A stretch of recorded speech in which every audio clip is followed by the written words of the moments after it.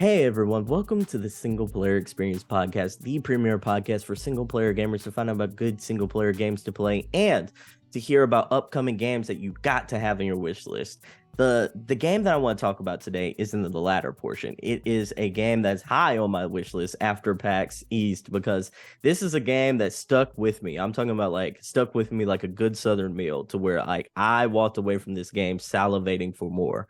I absolutely got to have it as soon as it's released. I'm injecting it straight into my bloodstream. It's a day one for me. But y'all probably heard me talk about this game a little bit before, and if you're a first time listener, you're going to hear me talk about it all throughout the year because that's how high I am on this. But enough about me raving about it, because I have two special guests with me today who are going to like the experts on it. They're going to talk all about their game coming up. My guest today is Tony and Abby from Black Tabby Games. How are y'all doing today? Hi, We're doing great. How are you? Thank you so much for having us. Thank you so much for being on the show. So, guys, for the people who don't know you and Black Tabby Games, can you introduce yourself to the audience? I am Abby Howard.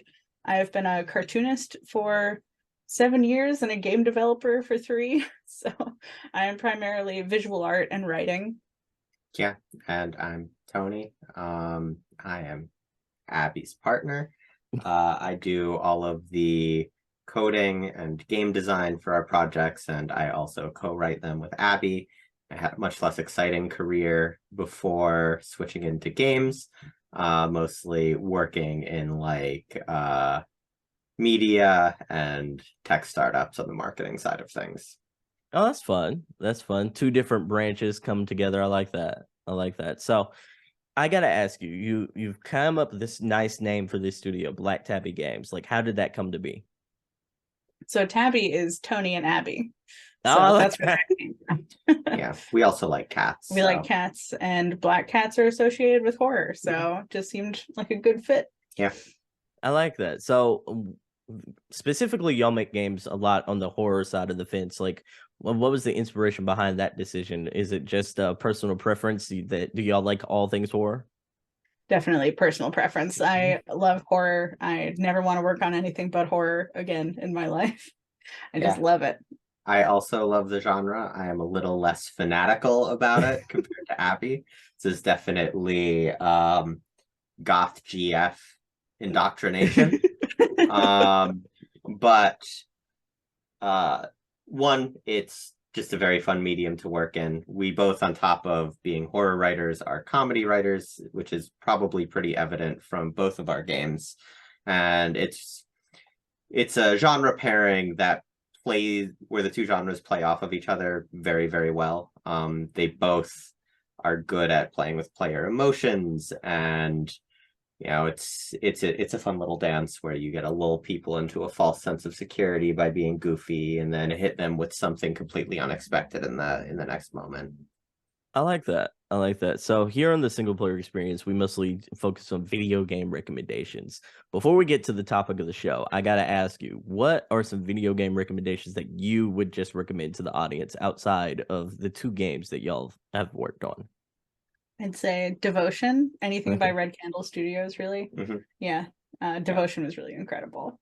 They're great. I feel like everyone's been recommended this one by now, but sometimes someone hasn't been recommended it. Disco Elysium is a flawless piece of literature. It's just like a perfect game. Gosh, this is one of those questions where it's like, whenever I'm not on the spot, I have 50 titles I can think of. I love Return of the Obra Dinn. Oh, that was very good. What Remains of Edith Finch. Those are big ones for me. So good. Yeah. Mm-hmm. So good. The excavation of Hobbs Barrow. Yeah, that loved that. Incredible. We were talking about this before we started. I've been getting deep into the Honkai Star Rail hole right now, which is shockingly well written for a gacha game. Very, very funny, very interesting quest writing. And you don't have to spend money on it.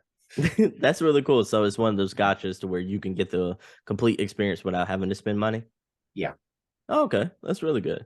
That's really good. So before we begin with the topic of the show, what movies have y'all been watching? Because I feel like y'all watch tons of like horror movies as well. Yeah, we do. I mean, we saw the new Evil We Dead. saw the new Evil Dead. I'm looking forward to Beau is Afraid. Yes. And let's see. We recently watched this one, Possession. That was a really interesting one. Okay. I liked that a lot. It's on Shudder. It has Sam Neill in it. Oh yeah, Yes. that one was a bit of a head trip. Yeah, that's fun. Geez, I've seen most horror movies. I That's think I fun. would say. That's fun. So let's get to the topic of the show. You created a game that's highly on my anticipated list among a lot of people who walked out of PAX. It was almost like the buzz of the media room at PAX, and it is one, like I said, that stuck with me even weeks later now. This game is called Slay the Princess, and right now it is exclusively for PC. I believe y'all had a Steam Deck there that was playable on, if I remember correctly as well. You know, I got to ask, for the people who don't know about Slay the Princess, can you give them the pitch? What is this game? You wake up in the woods and a mysterious narrator tells you that you must slay this princess or she is going to end the world. And what you do with that knowledge is very much up to you. You can make a lot of choices from there that greatly impact the narrative and the princess herself. Yeah. So like a lot of the game boils down to, here's a very simple premise, which means that we can really aggressively explore player agency and let people choose from a lot of different options. Yeah, and really have the choice drive what the narrative does. Yeah. Versus trying to shuffle people onto a path. Yeah, it's a little spooky. It's very funny. I think if you are interested in things that lie at the intersection of like the Stanley Parable and more explicit horror, you will probably enjoy it. So this is your second game that you've developed, the first game being Scarlet Hollow. What are some of the lessons you learned from Scarlet Hollow that you've applied to Slay the Princess? Well, for me on the art side, a lot. I learned a lot. I mean, Scarlet Hollow was quite the learning curve for me. It was very much a place where I was experimenting with how the process would go, because I'm a traditional artist, so I draw with pen and paper. For this one, it's pencil and paper. So it was very much learning how to work with that and make it function as a video game. Yeah. And I know other people have done that, but I had to learn my own way. Right. Yeah. Like I think one thing that really stands out, and a lot of the design decisions we made about Slay the Princess were direct reactions to challenges we've run into with Scarlet Hollow, especially because Scarlet Hollow is like an ongoing title. It's still in early access. It's very girthy. Like yeah. It's a lot of art. It's a lot of writing. It's a lot of branching. Right. That all has to still function as a single story that we want to tell, yeah. but with a ton of variation in it. Right. Yeah. So it's like Slay the Princess started when I was getting tired of spending too much of my time just actively doing marketing and talking to publishers and posting on Twitter and figuring out hacky little ways to generate more sales. And it became a question of like, okay, but like, what if all of that time was spent writing a second game? We can try this out, and then let's figure out what are ways to really streamline the lengthier parts of especially Abby's contributions, so that we can continue to deliver Scarlet Hollow without like too many delays, but you know, have something else going on that also generates more hype. So like one of the decisions that we made early on was, she mentioned everything in Scarlet Hollow is like hand inked. We also reduced like just the size of the paper that she's working on, and we have this fun visual aid that we always like to show off, where it's like, here's a background for Scarlet Hollow. It's that's so cool. 24. Yeah. And then this is, sorry for all the shuffling noises, this is size of the paper for Slay the Princess. And then inking also takes a lot of time. So doing just the pencils means I don't have to ink it. And that saves tons of time. Right. Because I do a lot of heavy cross hatching. It's a lot of very intensive ink work. Yeah. So it's like, to give just some context for the general scope of Scarlet Hollow, I believe as of right now, so episode 4 out of our plan 7 is released. It is 586,000 words long.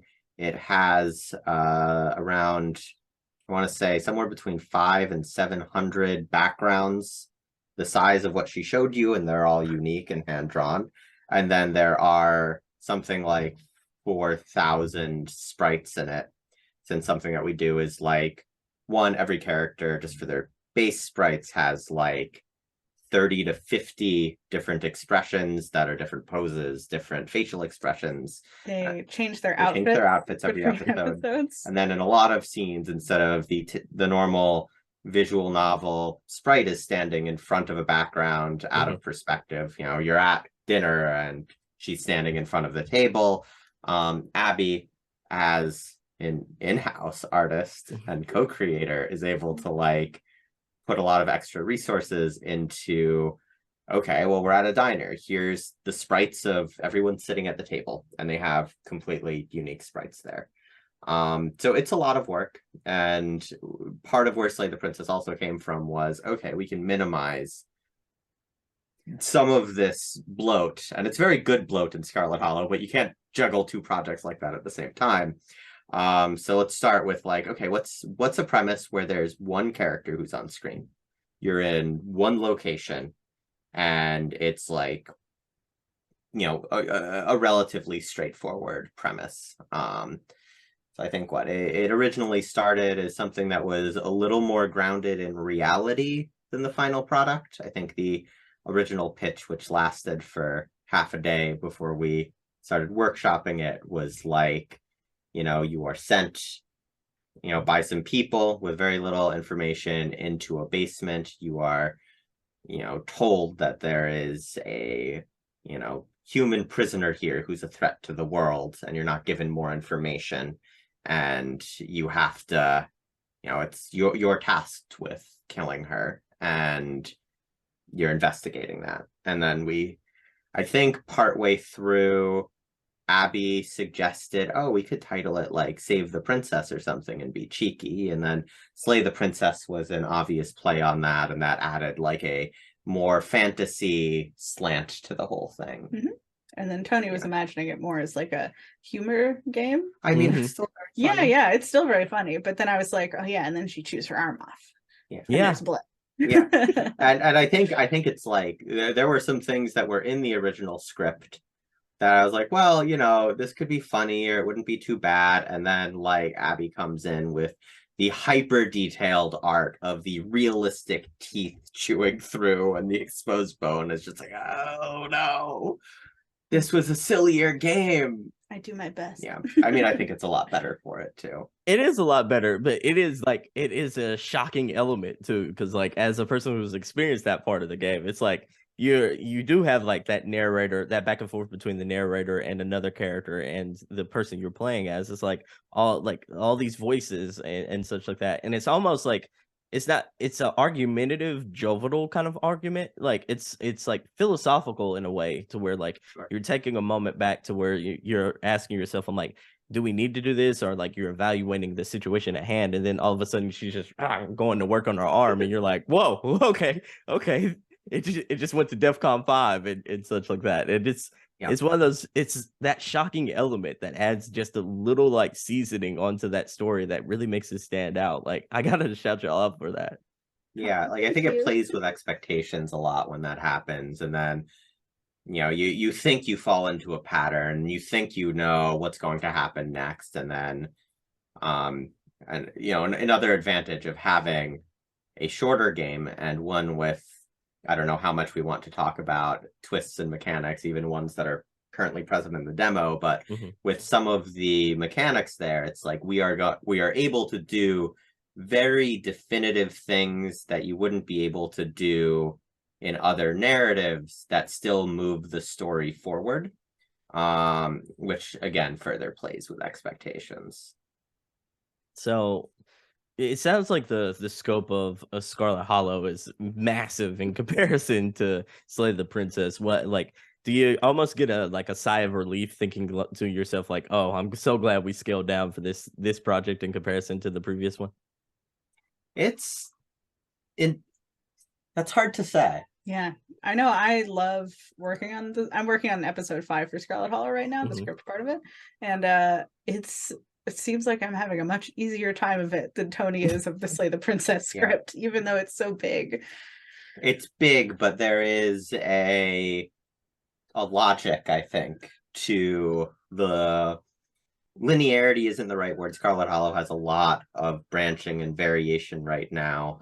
Which is part of the reason it's like 600,000 words, but it obeys real world rules, which Whereas in Slay the Princess, a lot of the rules are kind of they're loosey goosey. loosey goosey, so anything could happen. Right. Yeah. But So- I think knowing that it will be done later this year is definitely very nice. Yeah, no, that's rad. Yeah. So, like, what is it like you writing one game, him writing the other game, and like y'all sort of like come together and like sort of like workshop each other's ideas or bounce each other's ideas off each other? What is it like co-writing like two games together? Well, Fun. yeah, it's fun. It's interesting. I assumed it would be a lot more difficult to switch between them, just because we like work in the same house and we'll just walk out to the other one and be like, hey, I have this cool script part, let me read to you, while we're in the middle of writing a different scene for a different game. And it has not been terrible. It has not been distracting. It has not been weird. I've been able to switch through the games pretty easily. So that's great. We didn't know if that was going to work out as well as it did. So that's good. Yeah, I think there's a lot of thematic overlap between the two titles. Like they approach their themes in extremely different ways, but I think it's generally the case that writers and artists like always have their pet set of things they want to explore and express that keep resurfacing in other works. So I think there's a lot of ways where figuring something out in one game helps us figure out something else in the other. Oh, that's really cool. One of the things I wanted to shout out, and something that really stood out to me, was the voice acting in Slay the Princess. It's that extra that extra layer that sort of engrosses you into the narrative that's going on, because like I can still kind of distinctly remember the narrator's like voice, or at least the tone of voice that he uses. Like, who did a lot of the voice acting in this game?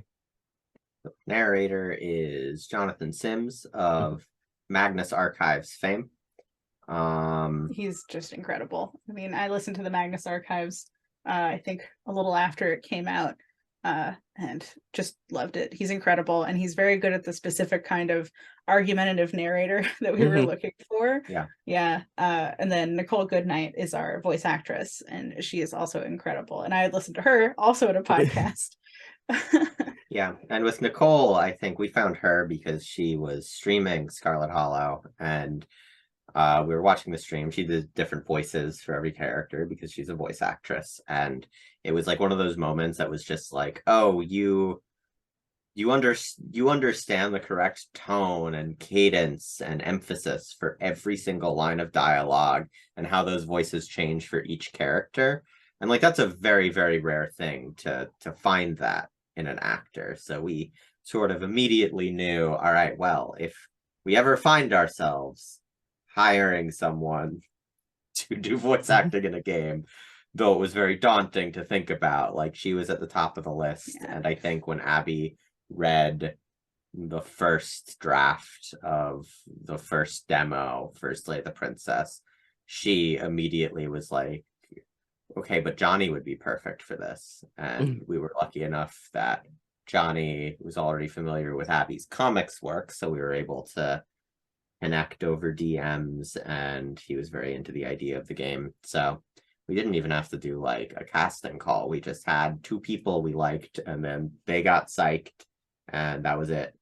That's amazing. That is amazing. So like on the other project, Scarlet Hollow, you have a lot of different characters, probably more characters than in Slay the Princess. Like, how is it writing for all these characters versus coming back and then writing for like maybe like a smaller cast with Slay the Princess? Do you have to put your mindset in a different kind of way? It's so different, for sure. It's not just the quantity of the characters, it's what is their basis. Yeah, figuring out kind of their motivations, how they respond to certain situations. It comes very naturally for Scarlet Hollow. Once you kind of figure out a few key elements of a character, then they kind of shape themselves from there, which is very nice. And they all live in a facts and rules-based reality. Yes.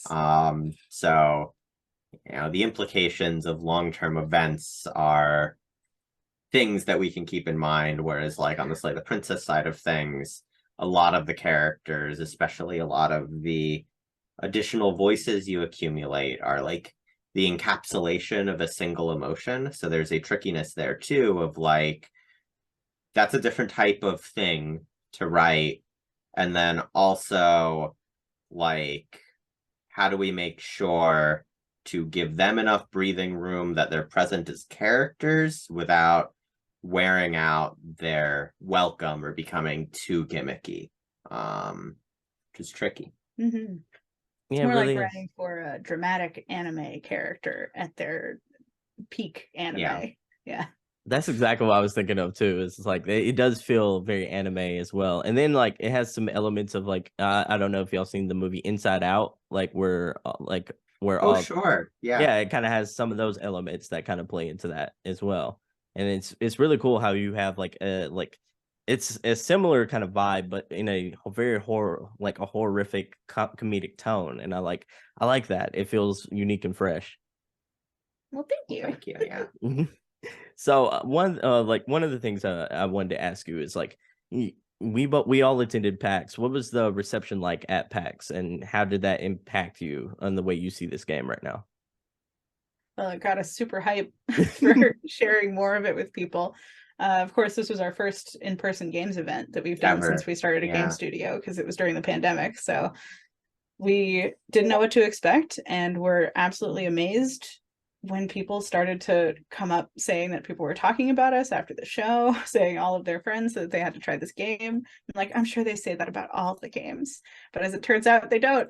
But it was, I just felt amazed that it was received so well. Seeing people like slow down as things were happening in the game on the screen was amazing. Kind of just like watching them get so intrigued that they wanted to spend some of their time, their limited time at the show, watching our game.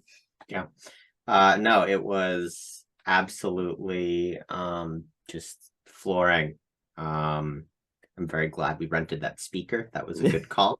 We've got good voice acting. We got to show it off. But yeah, no, it was just so cool. I don't really have a lot to say other than it was so cool and so good because it went so well. But there you have it. Yeah, we went home and felt just amazing about getting back to work. Yeah, that's amazing. So, like at the demo station, y'all had this game on a PC, I believe, and a Steam Deck. Like, have y'all been testing it throughout on the Steam Deck throughout the entire process of development, or is that was something kind of leading up to PAX? You kind of wanted to see if it would work out that way. On and off. Yeah, just something to check in on every now and then. Yeah, like what was I going to say? Yeah, like so we did a very extensive testing for the Steam Deck for Scarlet Hollow. They're both built on the same engine. The only thing the Steam Deck is missing at this point is I want to find a way to get that parallax effect to work on controllers, because it's like guided to mouse movement, and if you're using the D-pad or analog stick, it just snaps to things. But we thankfully got a lot of that sorted out, and then it was just a question of like, well, we're pushing a new build. Does it run on the Steam Deck? And then I don't know, it's just a fantastic piece of hardware. Big shout out to Valve, I guess, for making something so good, but it doesn't even need that much testing. No, like so have y'all tested it on other like portable PC devices with I Am Neo being released, and now they just announced the ROG Ally? Like have y'all not? I just happened to get a Steam Deck because I wanted a Steam Deck, so we had it on hand. And I don't think there's room in my life or Abby's life for another handheld PC. I'm the only one who uses the deck. I feel Switch, though. Yeah, I feel you. So what do y'all do most of your gaming on? Probably just PC. Yeah. I mean, I have a Switch that is mostly my Animal Crossing machine. So I also played Digimon Cyber Sleuth. Wait, no, Cyber Sleuth and Cyber Sleuth. Yeah, both of them. So and you're like a hardcore Neopets gamer. Yeah, very hardcore. Google Chrome. I haven't heard Neopets in a long time. That's amazing. Neopets is still running? They converted them. Well, sort of. It's limping along. It's not dead, but it's not living. Oh no. Oh There are no. still people there. Yeah. But like Yeah. most of the games were Flash games, and Yeah. they've been very slowly rebuilding them from the ground up and whatever the latest Flash replacement is, but most of them it's just they don't run anymore. But yeah, and then I'm mostly just PC. I used to be a PS3 gamer. And then for a while I would just have a Windows partition on my MacBooks, but I think a couple of years ago I finally got around to building a tower and I haven't looked back. I feel you. I feel you. So what? So Black Tabby Games, Slay the Princess. You said earlier in this episode you estimate that it's coming real soon, later this year. What's that? What's that like?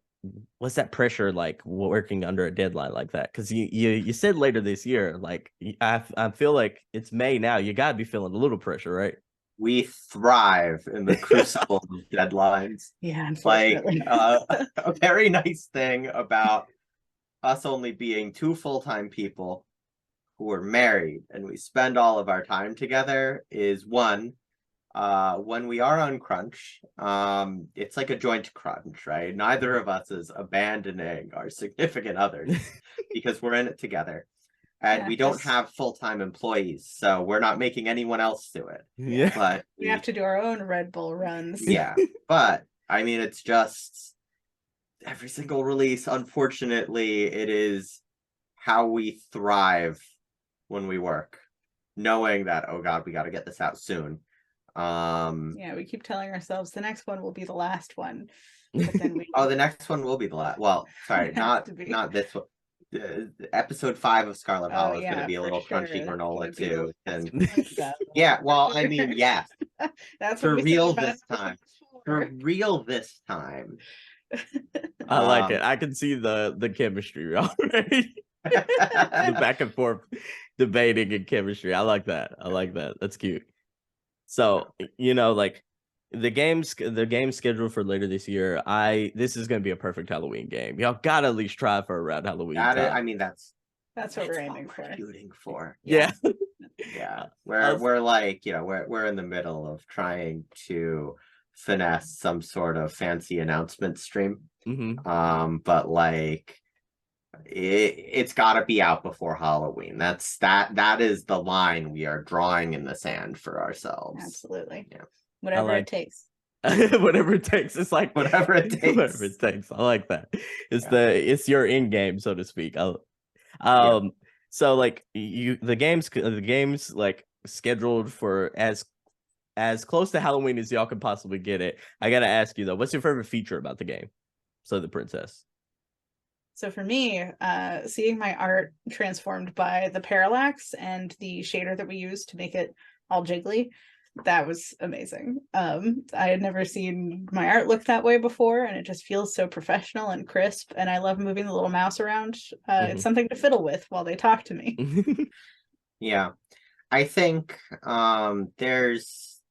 this is more of a thematic feature, I guess, because there's a bunch of different ways that it's addressed, but I like the various ways that the game is about slightly broken reflections. Right, like something that's very much been our process for both of our games is the sense of like some titles, they'll have this wildly branching approach to narrative design where it's like you hit a fork in the road, and from that fork it's like here are two completely different games, like completely different events happen to completely different people in completely different locations. And something that we started with Scarlet Hollow and are really ramping up with Slay the Princess is the idea that like there will be many points of large deviation, but it's still the same core premise and the same core events happening. You just get to witness them from a different perspective. Things are similar enough where you have something grounding to understand the differences, but every time you go through, there's something enriching there. So like it's a pain to write this, but like when you're in the woods in chapter 2 in Slay the Princess, there's 10 different chapter 2s. The conversation is almost the same, but it's different enough where it's interesting to explore And each of these slightly altered perspectives changes the meaning of it, and it gives you a different energy going into things. So that's what I'm really into. Wow, Tony's out here giving a profound answer, and I'm like, I like when I move them. You like when it wiggles, yeah. No, it's really cool. Like seeing your art come to life and like that must be breathtakingly like amazing. That has to be like one of those moments to where you're like, I made it. Like this is something I made with my own 2 hands. So I love that. I absolutely love that. My next question for you though is like, if Kirby from like Super Smash Brothers and the Nintendo character Kirby absorbed the princess, what kind of powers do you think Kirby would get? Well, then he would be the one you'd have to slay or Yeah. right?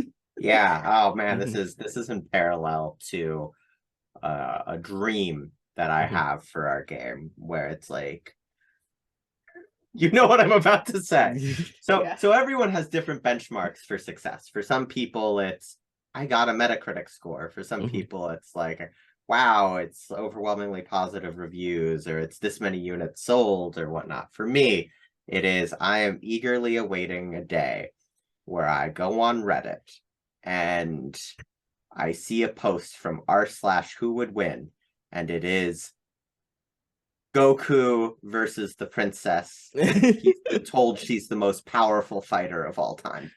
That is amazing. When I see that post, I will feel complete. Kirby is also like extremely overpowered. Yeah.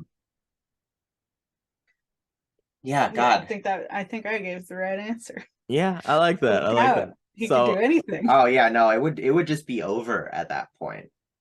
I like that. I like that. So, indie Super Smash. If an indie super version of Super Smash Bros. Comes out, the princess needs to be a part of that. That melee. Yeah, bunch of indie guys and Kirby's also there. Yeah, for sure. For sure. So, how are you going to celebrate when Silly the Princess comes out? Sleep. Yeah, we're gonna sleep. I'm gonna celebrate Halloween for the first time in years. As a goth, I usually have work around Halloween because all of my like work is themed around that. So yeah. Also, if I'm being entirely honest, game comes out and I will be frantically fixing bugs for a couple weeks. Usually we're good at avoiding game breaking ones, but there's a part of how I function where it's like if somebody finds the smallest bug and reports it, I'm just like, but if I don't fix it and upload a patch right now, like literally right now, someone else might experience this bug and their experience will also be worse for it. So like there's this weird thing that's happened to me with all of our other releases, like for episodes of Scarlet Hollow, where it's like I am dying from crunch, like into release day, and then it's out. And then I hit like a second wind and don't sleep for about 2 weeks until the dust settles. That's fun. So that's so intense but fun. I like that. I like that. So, like what has that release cadence been like for you? You have like one game to where you're releasing in an episodic fashion versus Slay the Princess, which is just going to be one solid release date. Like, what does that feel like in contrast to one another? Scary. Yeah, knowing that it's just going to be one and done is very interesting too, because so much of Scarlet Hollow is ramping up, especially with the fan community of escalations and watching how they react and putting the pieces together in the Discord. Yeah. And with Slay the Princess, it's going to be basically, I hope people like it and I hope they get a lot of playtime out of it. Like a nice thing with the episodic release, especially in early access, is there has been wiggle room. If like, especially like Scarlet Hollow is a mystery game and there are a million moving pieces. And when you write a mystery, because you know how it's going to end, sometimes you'll put a very subtle clue in and be like, should I even put this clue in? It's too obvious. Everyone's going to solve everything immediately. And something that's been nice with Scarlet Hollow is as episodes come out, we can see fan theories and we can see reactions to things that happen. And then that lets us get a sense of, oh, was something too subtle? Is something else too obvious? It's like How we've do had we- a lot of practice runs with Scarlet Hollow. Exactly. Of, like, we get to see what works on a release, see what kind of ad language works and what kind of imagery works. Yes, that too. And then with Slay the Princess, we got to get it right the first time. We have to get it because also with Slay the Princess, like with Scarlet Hollow, if we need to change a line of dialogue or even add a new scene or whatever, that's something that we can flexibly do on our own. But the smallest change in Slay the Princess is something where suddenly we have to bring in a bunch of voice actors to re-record things. Like there was a patch that just went out yesterday for when this was recorded, but I don't know when it'll air. But it went out yesterday that was like kind of taking the feedback that a lot of folks were having trouble getting to the beast route in the demo. So we altered how to get there a little bit, and it required adding one new line of dialogue, and it's like just coordinate one, like there's always when there's only one line of dialogue, I am so reluctant to send an email because I don't want to email someone and be like, all right, so can you just like go to your recording studio, get everything set up, and then record 20 seconds for me and then send it over? Especially because like I know a lot of the time the day after I send that email or the day after I get the line back, I will have another single line. It was like there was a few weeks of waiting and then reaching out and then like trying to schedule it being recorded, and it was like that was for one small thing. So this is a very roundabout way of being like, this is a single release. We'll patch things where there's issues, of course, and we probably will have to do, just because of the complexity and scale of the narrative, we probably will have to do like a couple short recording sessions, in the weeks following release. But it's different. I feel you. So like, if y'all do a third game, like, is this still going to be like a lot of lines of dialogue, or you feel like you're almost like, we're going to go the other way, the other extreme, and just go muted characters? So, there'll be a lot of words. I think that's who we are. Yeah. I think there will be a question about voice acting. It adds a lot. It adds a lot. If you get good voice actors, like, it really elevates the game. It is also a lot of extra labor, and it does like, it does shackle parts of the development process. I would not do Slay the Princess again without voice acting. We wouldn't do that. But like, it's something that we'd have to think about, especially depending on the scope of a third game. Yeah, if we could hire somebody to do that. Maybe. Yeah, but That's then years down the line. What if that person picks a different take for a line read than the one we would have picked? Yeah, something we really like about our projects is how much control we have over every little element, since our it's really just us and like our composer. So losing some of that control is very scary. What if they don't do as good of a job? Well, what other genres of games would y'all like to attempt other than, like narrative based, almost like pick your own adventure, almost like visual novel-esque type of games? So what other genres would y'all like to tackle? I like that a lot. Yeah, I feel like we've been gaining a lot of skills there, and like being able to really do really good work with it. So yeah, I feel like sticking with stuff that we already know how to do well is always a good thing, because we can always improve on it. Right. I like that. I think the one thing I might be interested in would be sticking to a visual novel or visual novel adjacent narrative format, but with like an isometric world to explore, kind of like a Disco Elysium. Yeah, which also would like not be too difficult on the art end. Like it's very well known how to do that sort of thing. Right. Like I think one of the big challenges with writing in a visual novel format, especially when you have so much choice, is constantly having to find ways to get the player from point A to point B, especially in an open-ended exploration where the flow of the scene makes sense.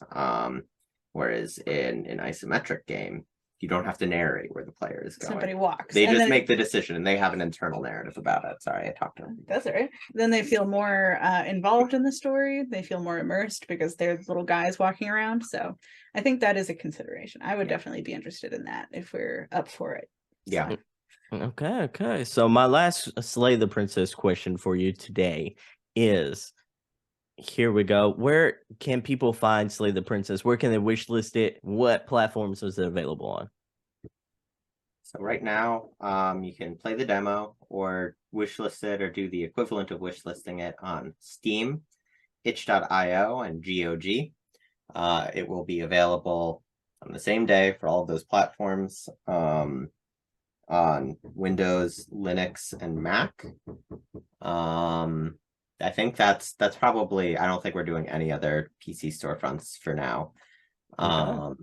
And then we will probably be exploring console ports for some time next year. But we are two people, so we're trying to keep things small and focused so we can continue to self-publish. Gotta hit October. Yeah, I like self-publishing. Yeah, that too. We have to hit October. How much like has one of the other like shut down a third a game idea? You're like writing in the book. I don't want to hear about it like right now. We still got 2 big projects we're working on. Have y'all had to we talk about Game 3 ideas all the time. And all the time. Shut down any of them. We're both terrible at being like, yeah, that's great. I love putting more projects on our plate. Yeah. I have like 3 or 4 books planned for after video games, and we'll see how many of those I can get in before we start possibly another game. Who knows? I think we'll probably be doing a third game. Yeah. I like that. So we always have more stuff on our agenda. Yeah, even if there's a part of me that just wants to sleep forever at this point. Really, you want to sleep for 2 weeks and then get right back to it. Exactly. I've never been able to like take a vacation longer than a week without getting antsy. I like that. So here we go with my final question of the podcast outside of the rigmarole that we do at the end. And that question is, are you ready? Because you are about to experience one of the hardest things you will ever experience on any podcast ever. And that is the pro nerd trivia portion of our show, where I am going to ask our esteemed guests right here 5 different questions from 5 different areas of nerdy expertise. These questions are controlled by my wheel of destiny. The wheel is on my screen right here to my right. It will just spin randomly, and whatever category this wheel lands on is the category for that question. So, my esteemed guest, are you ready? As ready as I'll ever be. I'm extremely ready. Okay. So here we go. The first category, is in a galaxy far, far away. It is Star Wars. So, on Star Wars, all right, what is the name of the slave owner that sold or traded away Anakin Skywalker? That would be Watto. Final answer. He got it correct. He got the first one correct. It is indeed Watto. Annie. Yay! Good job, Tony. All right. So the next question is in the realm of Harry Potter. Harry Potter. What is the full name of Lord Voldemort? There's a middle name in there. Marvolo Riddle, or is that his other? Is that a fake name? No, I think that's it. I am Lord Voldemort. No, he rearranged his own name. Yeah. Right? Okay. Final answer. What was the final answer?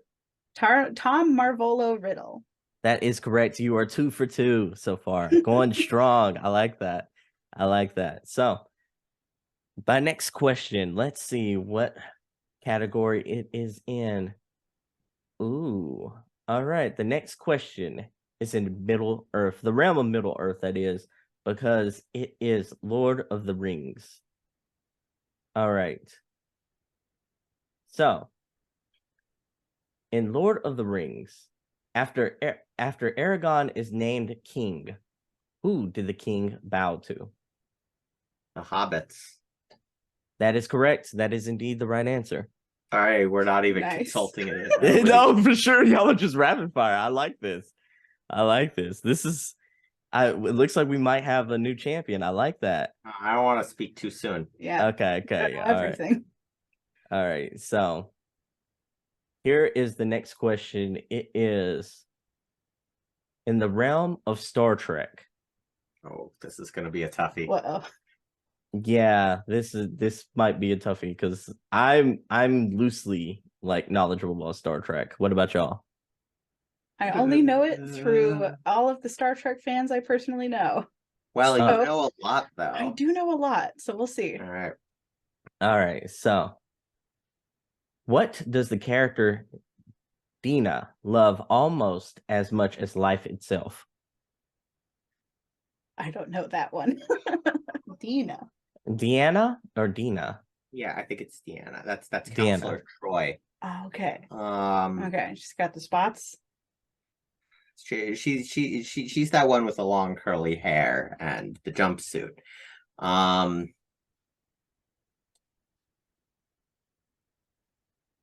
Should we guess wrong? Should we guess wrong on purpose? We could guess wrong on A nice purpose. martini? Dry? Yes. Yeah, we'll go with that. Nice Dry dry. martini. It had to be Yeah. dry. Okay.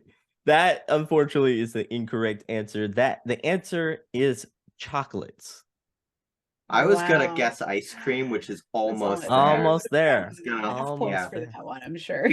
I Almost watched like 10 whole episodes of The Next Generation. Well, we failed. Okay, but I want to know what the last question is. Oh, for sure, for sure. Well, I Yeah. was gonna give that to you regardless. My last question, and this is a fun thing we like to do on the show. We like to let you choose your own destiny. Would you like to Okay. choose between the categories of A or B? A or B? Because the wheel has two categories right now, and I'll let you choose between those two. Let's go A Yeah, let's go for A. Abby. Sure. A for Abby. I like that. I like that. This question is in the realm of Nintendo. Okay. Nintendo. All right. So, Nintendo had a famous game console by the name of the Nintendo 64. What heard year of it. was the Nintendo 64 released? What year was the Nintendo 64 released? What year was it? Nintendo 64. We could just say 1964. No, okay, hold on. Gotta So be it's somewhere in the 90s. 90s. Okay. Okay. I like the train of thought there. I feel like it was after we were born. I'm gonna take, can I just take a Go stab? for it. 1998.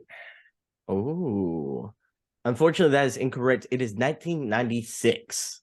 Oh, You'll never guess what I Close. was gonna say, were Tony. you gonna say 1996? Yes. Well, we wouldn't have Wow. won We wouldn't anyways. That have was known, 2 yeah. categories. I'm Right. sure all the people at home are yelling at their screens Yeah. right now. You have tied for third place right now. Most people have gotten to that 3-question marker, so you've tied with a lot of people at third place. That But makes sense. for Does that mean funsies, only one person has gotten 4? If only Only- one person has gotten 5. one person has gotten 4. 2 people have gotten 4. One person has gotten 5. Wow. Oh, okay. Wow. Yeah. So we've had a lot of people in the 3s. A lot of people in the 4s as well. Like that's only gotten 1 question as well. So Collectively, we only know as much as any other given nerd, apparently. So for funsies, would you like to experience the road not taken and see what was the question for option B? Yeah, would we have gotten B? Sure. Mhm. Let's do Yeah. it. Yeah, for sure. Here we go. Option B. Oh, this is a fun one. Option B is 90s cartoons. We should pick B. All right. 90s cartoons. All right, so name one cartoon series that showed on 2 networks. That would be Disney and Nickelodeon. See, I was a Cartoon Network baby. I wasn't a Disney baby. But you were a Nick baby. I was Nick and Cartoon Network, Mhm. but I was not Disney. So a cartoon that has been featured on both Nickelodeon and the Disney Channel In the 90s. in the 90s. It was for sure a 90s cartoon. Trying to think if it was Is Kim Possible in the 90s? That seems that's like it would have only been. Disney. Oh, I was about to say, Mhm. I thought that was Nintendo, but I got the Disney vibe. Sorry. Nickelodeon. I'm your basic average girl, and I'm here to save Wow. the world. I didn't even know there was any overlap there. All right, I gotta hear it. What was What is Dragon Ball Z? That was Oh, was it Toonami. That unfortunately that is incorrect. The correct answer was the character by the name of Doug. I never Doug would have was a gotten that one. Disney at some point. That's Doug amazing. was Disney as well as Nickelodeon. He's learned one of the I rare only knew the Nick side of Doug. one of the rare But I was characters. gonna say any Nick other than Doug. Yeah, I had forgot Doug Rugrat. existed. I had Hey Arnold. Those are the only two Nickelodeons I know. Sorry, Doug. You fell off the face of the earth as far as I knew. I wonder Recess too, like right? so like the wheel kind of spins like on the category and it also spins on the question. It was like it's on the hair like marker between like on the pie chart between this other question. I want to Sure. ask you this to see if you get it. Okay. What Okay. who owns a very tatty Barbie doll named Cynthia? Oh, well, that's Angelica. Angelica, yeah. Angelica From Rugrat. Pickles. Got it. What she said. So everyone, that has been our Pro Nerd Trivia portion of the show. They did really well. Was knocking it out of the park for the first 3 questions. Didn't even need to consult one another. Yeah. I was thinking to myself, I'm like, oh, we're crowning one right now. We're crowning one. Nah, and then Alas. it hit the That's other Star Trek. categories. And Star Trek. Oops.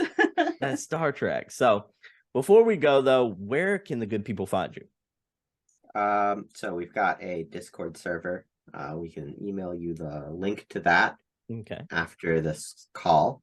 Our community is very active. They're great. We're on twitter.com, though I yearn to escape that hell site. And hopefully not just get stuck on Twitter too. Mhm. Everyone's moving to Twitter too right now. Mhm. We're on Tumblr. Yeah, we're on for Tumblr. folks who go there. We've got a Twitch channel, though we rarely stream there. And blacktabbygames.com if you would Yes. like any information for press or outreach. Yes. All right. So everyone, the links for all those will be in the description of this episode. Before we go, though, I want to thank y'all so much for being on the show. I really Thanks for having enjoyed us. the This was super conversation. I loved y'all throughout the entire show, but the trivia portion in general was really fun. I loved seeing how y'all bounce. The chemistry between y'all is so fun. It's energetic. Yeah, we should get married or something. Yeah. You might need to look into that. You might need to look into that. But thank you so much for being on the show. I would love to have you back, especially around the time of this game's release. Y'all have this energy about you. I want to do a deep discussion on this game after its release, where we can talk all the nice all the spoilers. We Yeah, would no, love that to. would be great. Yeah, this was wonderful. Thank you so much. No, for sure. Thank you all. Before we go, though, again, thank you for being on the show. Everyone, go check out Black Tabby Games. Go check out Scarlet Hollow, and go check out Slay the Princess. I can guarantee you, I played Slay the Princess, so I can guarantee you that game has the thank juice. you so much and for I'm watching looking the forward video. to it. If you like the video, I hit like that it. like button. In the Also, for meanwhile, more though, videos I've just been like this Sebastian. one, go That's ahead and been hit that subscribe Tony button. and Abby from Black Thanks again for Tabby watching the Games, video, and for we're more out. like it, Bye, stay everyone. right here at the Pro Peace. Nerd. Bye.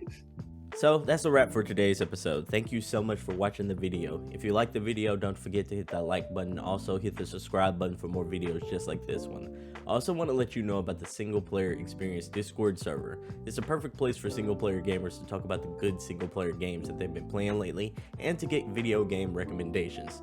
Think of it kind of like a book club for single player gamers. The link to join will be in the description. Once you're in, feel free to share your video game backlog list, talk about the good single player games you've been playing, or give your feedback on the show. If you have a game you think it should be recommended and should be reviewed, let me know about it right there.